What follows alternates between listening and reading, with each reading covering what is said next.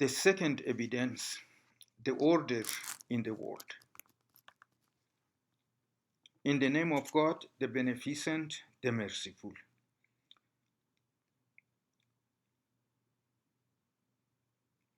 During the time of one of the Shiite Imams, probably the seventh Imam named Moses,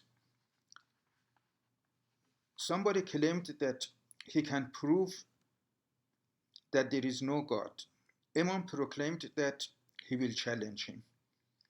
They decided that at a special date and time, they will challenge each other and some people to be there as witnesses. Imam was a little bit late,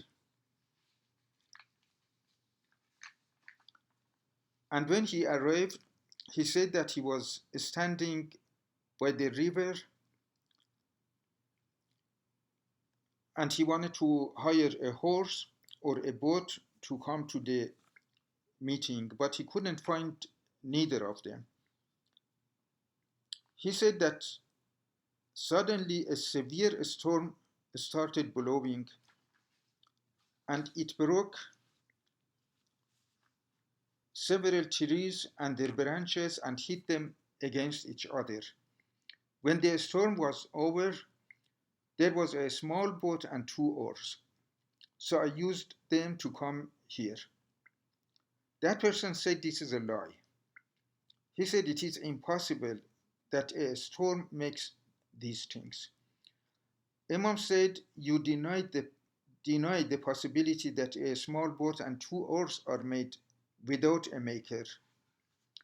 How do you claim that the big world with its fascinating order has come into existence by a chance?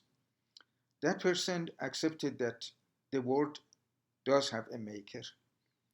Now, after several centuries from that time, we know that the world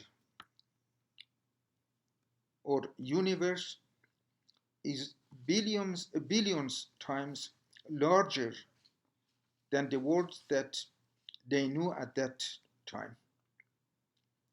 And the science has found that there is complete order everywhere. And this is why the scientists can do research on different subjects. As I said before, the world that we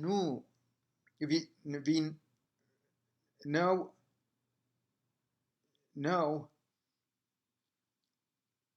is just 4% of the germ of the universe.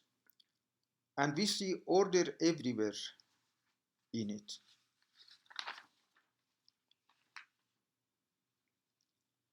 The major industrial countries hire the best physicists to do research for them on the atom for making atomic bombs. These nuclear physicists make new discoveries about the atom, but they all agree that what they know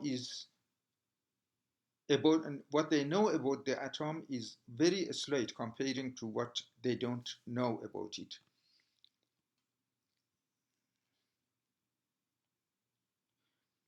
When the nucleus of the atoms attach to each other, they make the molecules, which is the subject of the chemistry. The chemists also say that there is a precise order in chemistry and that what they know about the chemistry is very slight comparing to what they don't know.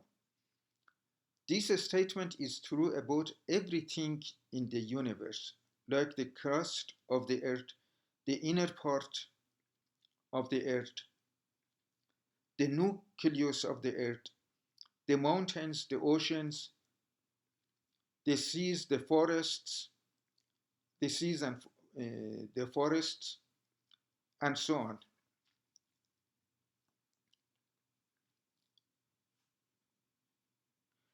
And also in all of these, What we know is comparing to what we don't know about them is very, very slight.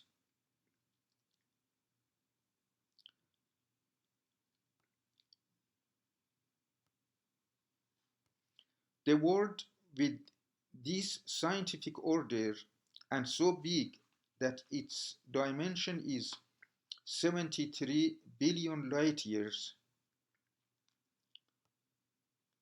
Light travels 186,000 miles or 300,000 kilometers per second.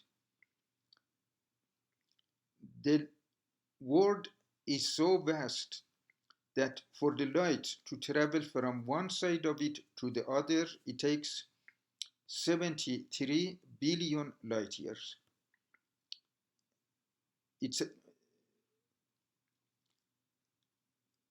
it takes 73 billion years for the light to travel from one side of it to the other. This big world has come to existence by a chance, or it has a maker who, who is controlling every aspect of it completely. The answer definitely is that it does have a maker. The third evidence, the Pascal statistics. In the name of God, the beneficent, the merciful. Pascal, the genius French mathematician, physicist, and the founder of the statistics, who lived in the 17th century using the science of the statistics, has proved the existence of the God and the heaven and hell. He says that if you put two envelopes in front of a person and say that the first envelope has 100 French francs in it, and the second envelope either does not have anything or it has 110 francs in it, and tell him that he can pick up any one of them, he will definitely pick up the one that has 100 francs. Because in practice, the second one that either does not have anything or it has 110 francs, that one in practice has just 55 francs in it.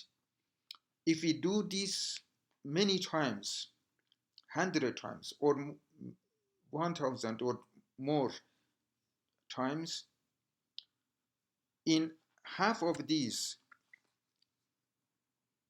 we pick up the envelope, the empty envelope, and in another half we pick up the envelope which has 55 francs in it. So in practice it is like the second envelope has just 55 francs in it. Now if we tell him that the first envelope has 100 francs in it and the second one either has nothing or has 1 million francs in it, he will definitely choose the second one because in practice that one has 500,000 francs. He says that if the God is real, then the heaven and the hell are also real, and the person who goes into them will live there forever. He says now we consider the heaven. If a person lives in such a way that God wants, he will go to the heaven and he will live there forever or infinitely. And he will be the absolute the winner because infinite divided by 2 becomes again infinite. So he is the absolute winner. Now, if we consider the hell, if the one does not obey the God and goes to the hell, he is the absolute loser, because infinite divided by 2 again becomes infinite. He says that in these examples, we talked about 2 possibilities, like the person with the envelope in front of him.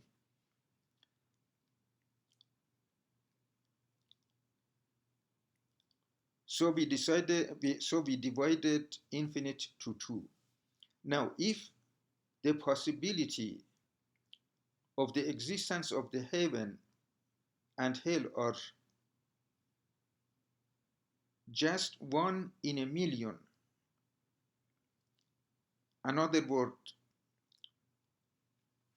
if there are 1 million envelopes and just one of them has the heaven or hell in it, the other one are empty, again the one who goes to the heaven is the absolute winner, and the one who goes to the hell is the absolute loser, because infinite divided by 1 million is again infinite. And if instead of 1 million empty envelopes, there are billions of empty envelopes, still infinite divided by them becomes infinite.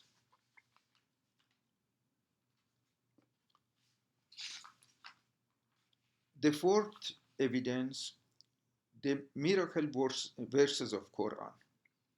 In the name of God, the Beneficent, the Merciful. In the second session of this, in the first session of this discussion, I said that these scientific scientific evidences that I bring for the existence of God is because somebody had said to a lady who was using my Quran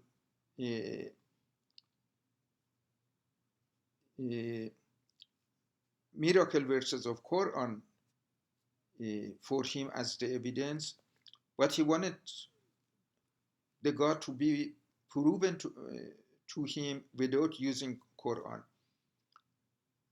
This statement that he says is unscientific.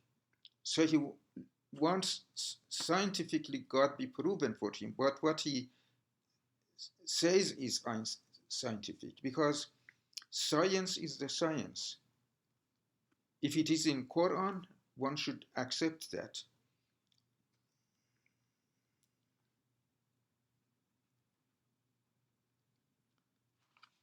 There are hundreds of verses in Quran that during the time of the revelation of Quran, people could not understand them well.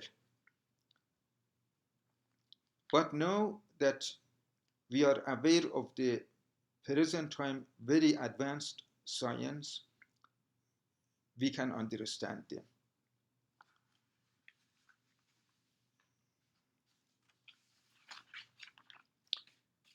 The late Professor Maurice Bucaille, who was the head of the surgical department of the Paris Institute, of the Paris Medical School, and once he was the president of the medical school in Paris, became aware of the scientific verses of Quran, and in a medical seminar which was held in the United States of America by the Muslim doctors, he said, when I was 55 years old, I read Quran for the first time, and noticing the scientific verses of it, I came to my wisdom.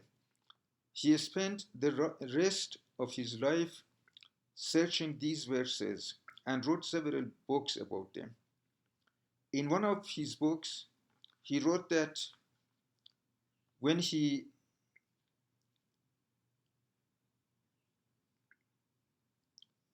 wrote that to understand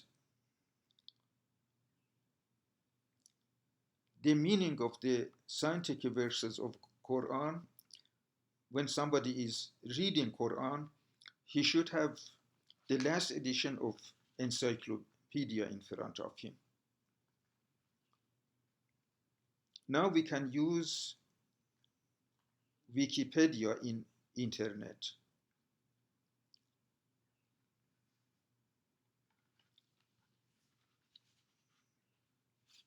I used Wikipedia for understanding the meaning of the seven skies, which are several times repeated in Quran.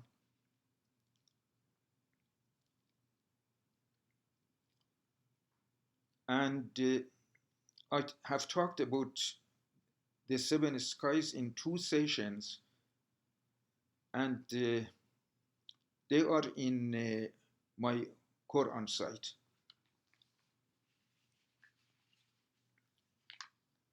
My Quran site is www.drzarrabi.com. Doctor is Doctor, and Zarrabi is Z as in zebra, Arrabi. I've talked about the seven skies in 2 sessions there.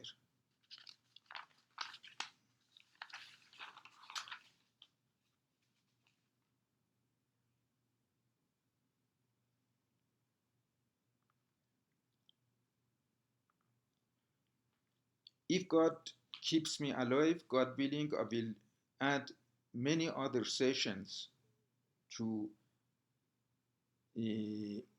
these scientific verses of Quran, and I will translate them into English. Thank you, and God bless you.